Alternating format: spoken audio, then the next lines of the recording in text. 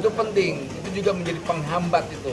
Penghambat orang mau bekerja dihambat dengan syarat-syarat ketentuan umur yang akhirnya maaf, kawan-kawan jurnalis juga berdampak. Kawan-kawan misalnya yang sudah umur 40, 45 lantas karena umurnya tidak sesuai dengan syarat akhirnya apa?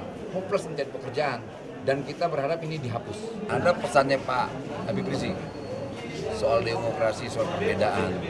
Beliau tahu sekali bahwa saya kan pendukungnya Pak Jokowi kemarin ya 2014-2019. Artinya beliau punya pemikiran yang begitu luar biasa.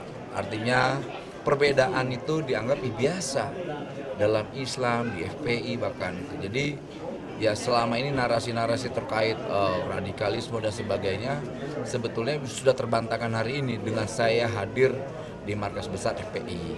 Nah, kita mau ke depan ini kan bangsa ini coba sama-sama kita menatap bareng ya.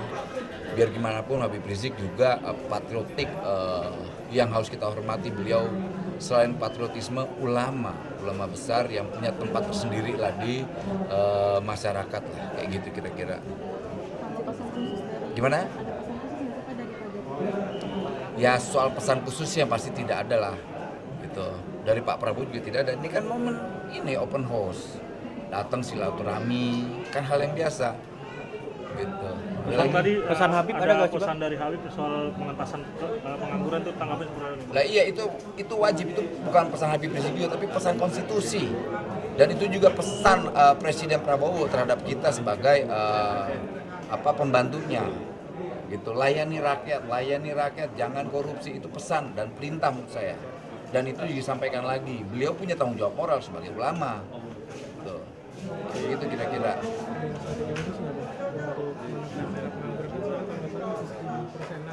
Ya, kita pasti punya formula tersendiri. Pertama, kita akan melakukan kolaborasi terhadap kementerian lembaga soal rekrutmen tenaga kerja. Dan ini nanti ada hasilnya. Kedua, kita akan koordinasi dengan mitra-mitra industri terkait rekrutmen tenaga kerja juga. Gitu. Tadi ada yang menarik soal lulusan S1, S2 jadi ojol sama ART. Itu kan nggak sesuai sama latar belakang pendidikan dan pengalamannya. Akan ada sistem khusus atau latar khusus biar lebih sesuai gitu. Ya, yang pasti gini, mereka melakukan hal itu pilihannya kan karena tidak ada lapangan pekerjaan. Lalu itu kedua, ya ada syarat-syarat tertentu yang akhirnya mereka tidak masuk dalam syarat itu. Misalnya pekerjaan ini dibutuhkan hanya SMA, S1, misalnya mereka S2, yang gaji mereka saya kasihan. Nanti ke depan itu banyak lapangan pekerjaan sesuai spek dan pendidikan mereka. Gitu. Jadi kita akan cari lapangan pekerjaan sesuai dengan spek yang mereka inginkan. Itu penting, itu juga menjadi penghambat itu. Penghambat orang mau bekerja dihambat dengan syarat-syarat ketentuan umur yang akhirnya maaf, kawan-kawan jurnalis juga berdampak. Kawan-kawan misalnya yang sudah umur 40, 45 lantas karena umurnya tidak sesuai dengan syarat akhirnya apa?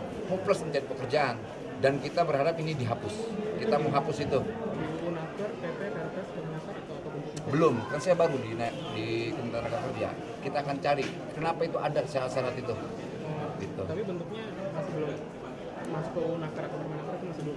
Ya cari undang-undang yang pasti melindungi warga negaranya lah. Pertama kan jangan bertabrakan dengan Undang-Undang 57 tuh. Setiap warga negara punya Undang-Undang nomor berapa? 13/2003. Nah pokoknya setiap warga negara punya hak untuk dapat lapangan pekerjaan gitu. Yang 57 itu kan lapangan pekerjaan. Tadi kan dengar Habib Rizik itu masih mengutarakan kritikan-kritikan atau Bapak Jokowi itu ada tanggapan yang Dan emang itu karakter Habib Rizik, dia orang kritis. Beliau itu orang kritis.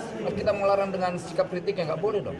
Sama halnya saya mengkritik hari ini, itu hal biasa, lumrah. Jadi jangan karena orang kritik langsung kita bungkam, nggak bisa. Beliau aktivis dengan stylenya sebagai ulama, ya begitu langgamnya. Dan dengan karakter saya juga langgam saya begini nih, gitu. Masa kita harus membatasi langgam orang, nggak boleh dong. Gitu. Saya hormati sikap beliau tadi, dan beliau juga menghormati sikap saya sebagai pendukung Jokowi, beliau anti Jokowi, dan itu kan biasa. Ada nggak kekerasan tadi tunjukin, nggak ada kan?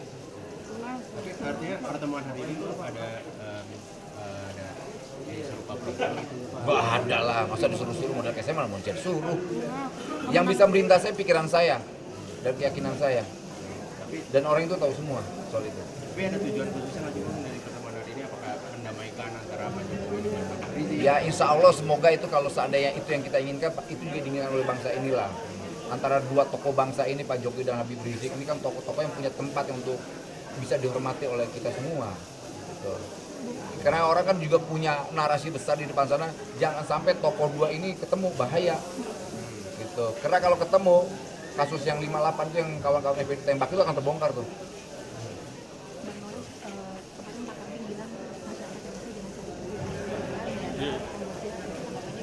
Itu himbauan secara moral benar. Karena kenapa? Yang kita takutkan kawan-kawan yang bekerja di Kamboja itu menjadi apa? Operator judi, scamming. Kalau enggak, mereka diambil ginjalnya tuh, dicuri organ tubuhnya. Apa yang dilakukan Pak Karding itu benar secara moral dan betul sekali dan kita dukung. kan lapangan kerja di Indonesia juga semakin sempit. Nggak sempit, nanti naik kok. Sabar aja, sabar. Kita berjuang.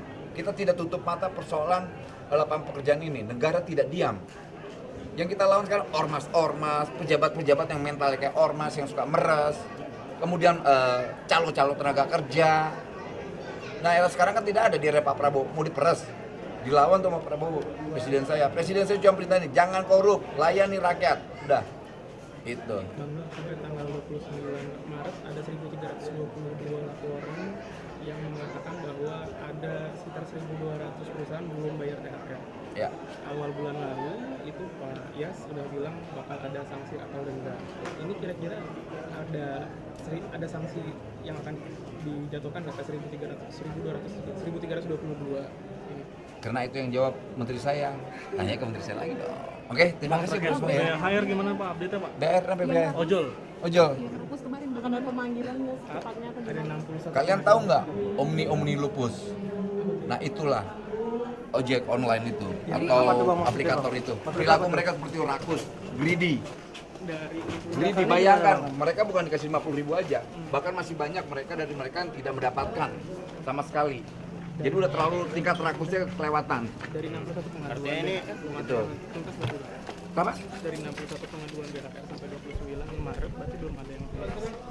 Nanti saya cek data itu ya. Saya belum dapat data itu. Pak Menteri dapat, saya berapa? Kapan dipanggil Pak aplikator Pak? Secepatnya kita akan panggil ke kantor kita. Hari Senin Yang jelas gini, negara dibohongin, presiden saya dibohongin, menteri saya dibohongin, rakyat dibohongin, driver ojek online dibohongin. Dan kita akan tuntut itu. Itu aplikatornya semuanya dipanggil Pak? Apa Kita hanya panggil beberapa semua sih? lah, kita panggil semua. Berarti akan dituntut ya Pak ya? Ya soal tuntutan kita lihat nanti. Yang jelas akan kita panggil. Tapi mayoritas ada operator Perlu kita yang audit sendiri tuh. gitu Bang? Kita lihat pajaknya, kita lihat semuanya. bisa Gitu. ditulis hari Senin bakal dipanggil nggak? Pokoknya kita akan panggil aplikator-aplikator itu. Mereka jangan buas dengan rakyatnya. Mereka udah bohongin negara, bohongin presiden saya, bohongin kita, bohongin menteri, bohongin rakyat, semua dibohongin. Ini termasuk Gojek sama Grab ya Bang? Semua lah aplikator. Itu semua aplikator. Ya.